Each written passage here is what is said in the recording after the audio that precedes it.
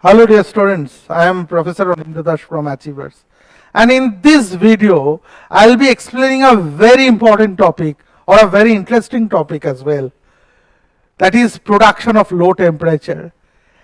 Actually, after the discovery of thermodynamics, scientists around the world have been attempting to know what is absolute zero and to reach absolute zero. So that has been attempted for several times to reach this absolute zero. What is absolute zero? At this stage, we are all acquainted with absolute zero, that is 0 Kelvin temperature, minus 273 degrees centigrade. What happens at absolute zero? Absolute zero was first identified by French physicist Guillaume Amontons. He first identified this concept of absolute zero. Since temperature is defined by thermal motion of a substance, there is always a lower limit. What is temperature? Temperature is connected to thermal motion. And if temperature is connected to thermal motion, then it ought to have a lower limit. At the lowest possible temperature, all the thermal motion will literally cease to occur. And that temperature, my dear friends, is known as absolute zero, and that is 0 Kelvin temperature. So in this video, we will go through the memory lane of thermodynamics. We'll go down the memory lane of thermodynamics and find the historical attempts of the scientists around the world who have tried to reach absolute zero. Could that be attained? The answer is no. Statistically, we can establish the concept of unattainability of absolute zero. Statistical mechanics is a branch of physical chemistry, or it's a branch of physics, where it has been vividly described or explained that absolute zero can never be attained. It can be approached mathematically, but practically, it's not attainable. In fact, we have a mathematical interpretation of unattainability of absolute zero, taking the aid of statistical mechanics. Now, the first process where scientists have attempted to produce low temperature, that is adiabatic expansion. What is the physics behind it? You have got a system enclosed adiabatically. If a system is enclosed adiabatically, then there is a thermal insulation of the system with respect to the surrounding.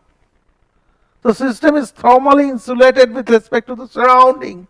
So no heat will be able to enter or leave the concerned system under observation.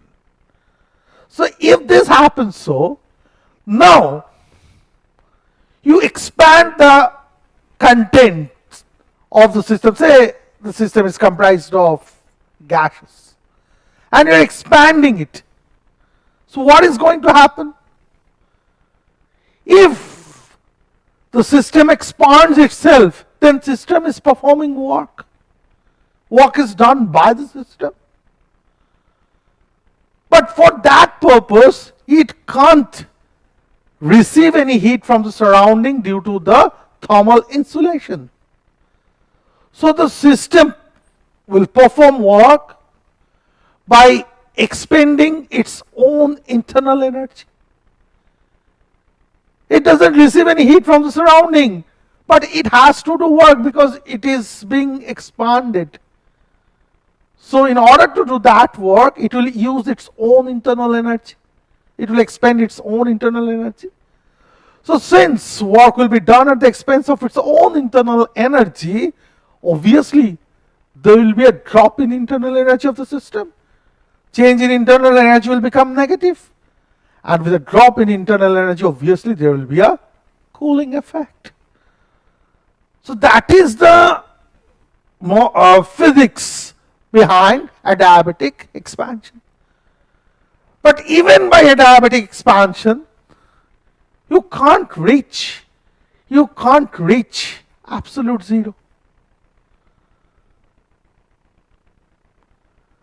Then scientists attempted further modification of adiabatic expansion. They tried adiabatic demagnetization. Adiabatic demagnetization. So adiabatic demagnetization is a very interesting process where a system is at first magnetized, then it is demagnetized under adiabatic situation. And what happens during demagnetization under adiabatic situation? During demagnetization under adiabatic situation, the Weber particles of the magnet will disorient themselves, and due to the disorientation of the Weber particles, what is going to happen? The entropy of the magnet will increase. But due to the adiabatic enclosure, delta S is 0, because we all know that ds is equal to d cut q reversible by t. If d cut q reversible is 0, then ds is 0. So the total change in entropy is 0. And the entropy of the magnet is increasing. Therefore, the entropy of the body that is attempted to be cooled down, which is in contact with the magnet, has to decrease in an equivalent amount, so that total change in entropy remains 0. Again I am repeating myself, the total change in entropy of the entire entity under consideration is 0. Now there are two things. One is the magnet, and in contact with the magnet there is an experimental substance that is being attempted to cool down. Now, as you are magnetizing the magnet, the Weber particles of the magnet are getting disoriented. And due to this disorientation, the entropy of the magnetic particles will increase. But total entropy has to remain constant. So if the entropy of the magnetic particles increase, then obviously the entropy of the substance or the experimental substance under consideration has to decrease. And with the decrement of entropy, there will be a cooling effect.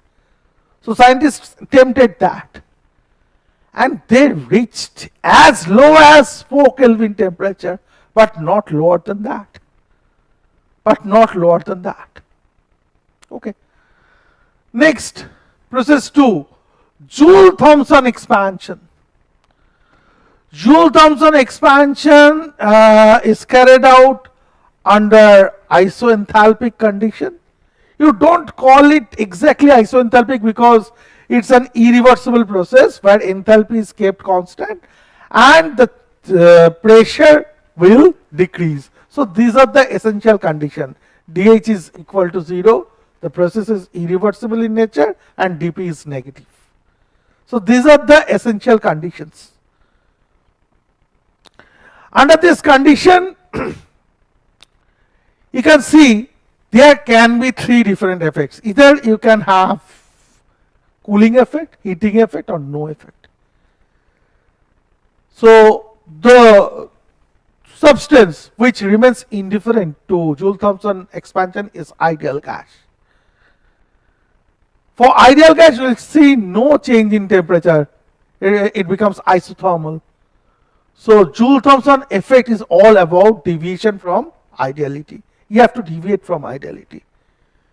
But there can be positive or negative deviation. For hydrogen and helium, where the Van der Waals constant A is almost equal to 0, you'll see there will be heating effect.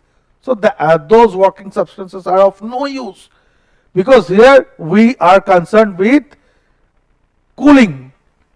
So there will be no cooling effect for hydrogen and helium, rather there will be heating effect. So we'll discard those substances and we'll look for other real gases.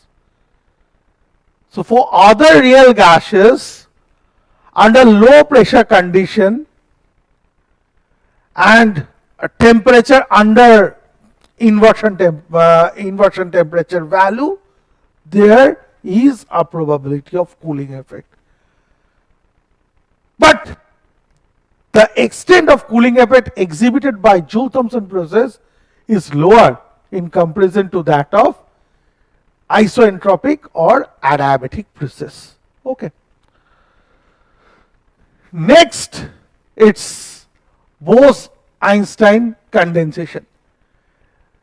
This Bose-Einstein condensation, actually here the essence of quantum statistics comes into the surface. By Bose, we mean our famous physicist, famous mathematician, Professor Satyendranath Bose. Professor Bose actually identified some particles. Those are chargeless, and those are full integral spin particles, not like electrons. They are half integral spin particles. These are full integral spin particles like photons, phonons, pi mesons. These are boson particles. These boson particles follow a particular statistics that is known as Bose-Einstein statistics. And these bosons have a characteristic property of occupying a particular energy level. A large number of bosons, a limitless number of bosons can occupy a particular energy level. On the contrary, the fermions, electrons, protons, etc., they are not allowed to stay together, or no two fermions can stay together in a particular energy state. Okay. So in case of fermions, only a single particle can stay in a particular energy state. On the contrary, in case of bosons, there can be limitless number of particles staying in a particular quantum state. Actually, fermions are abided by Pauli's exclusion principle, which restricts that a single fermion can only stay at a particular state. But that restriction is not imposed on bosons. Thereby, bosons have a very interesting property of getting condensed, leading to Bose-Einstein condensation. And a state of matter is developed that is known as Bose-Einstein condensate, and that is of extremely low temperature. And yet some other advents have also been made, which I am not discussing in this particular video. It's out of scope right now, but still advancements has been made and is being made for several times, for several years, to reach absolute zero. But that is an enigma, that absolute zero. So that's all, students, for this particular video. See you soon in the next video. Stay healthy, stay tuned. Bye bye.